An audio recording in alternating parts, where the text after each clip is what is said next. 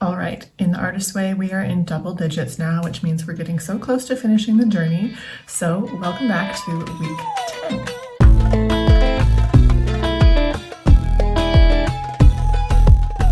So week 10 is called Recovering a Sense of Self-Protection. That is a very interesting title there. So let's see what the theme we can expect is. This week, we explore the perils that can ambush us on our creative path. Because creativity is a spiritual issue, many of the perils are spiritual perils. In the essays, tasks, and exercises of this week, we search out the toxic patterns we cling to that block our creative flow. Well, this sounds very familiar to a lot of sort of work that I've done around limiting beliefs. So I'm curious to see what is in store for us. I'll be back in probably just a couple of seconds to tell you how this all went. So see you, right now. All right, hello again. We are back to recap week 10 and see what sorts of things I highlighted here in this week that was all about recovering a sense of self-protection.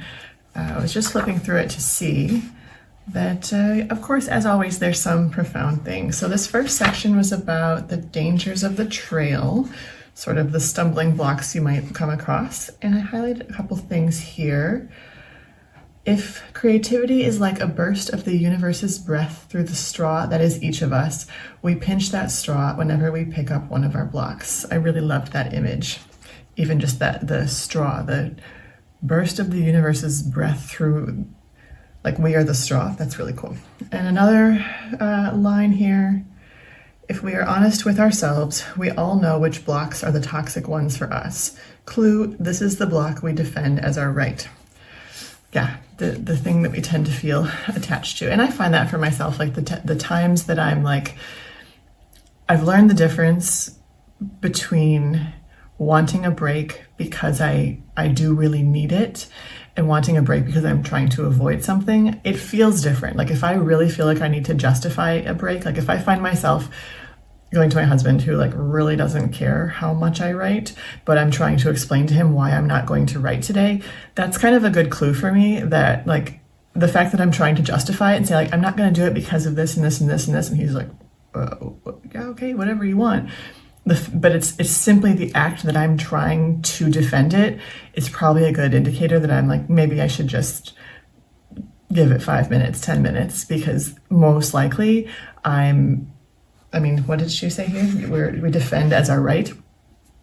Yeah, that's sort of what that is. It's like the justification that comes in is a great indicator that it might be self-sabotage. It might be fear. Another section here was about workaholism. I highlighted one thing there. There is a difference between zestful work towards a cherished goal and workaholism. That difference lies less in the hours than it does in the emotional quality of the hours spent. I found that very interesting. And there's a section about drought. In any creative life, there are dry seasons. These droughts appear from nowhere and stretch to the horizon like a Death Valley vista.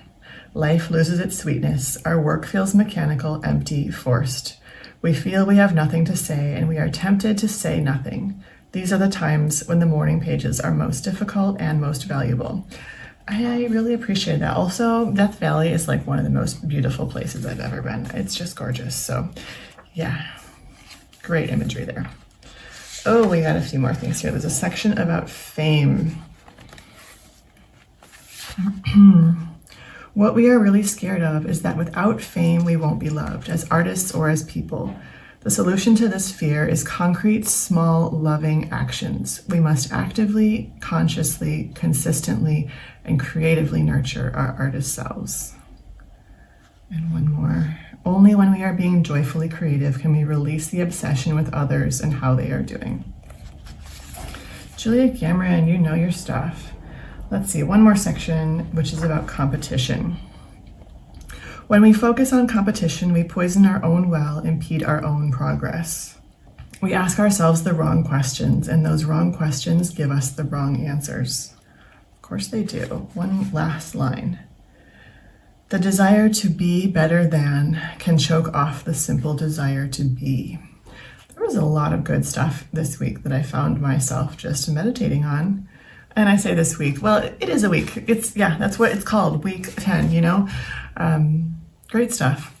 This journey is so enjoyable, even if I am taking like twice as long as normal to get through it. So yeah, I'll see you again soon. We've got 2 weeks left to go.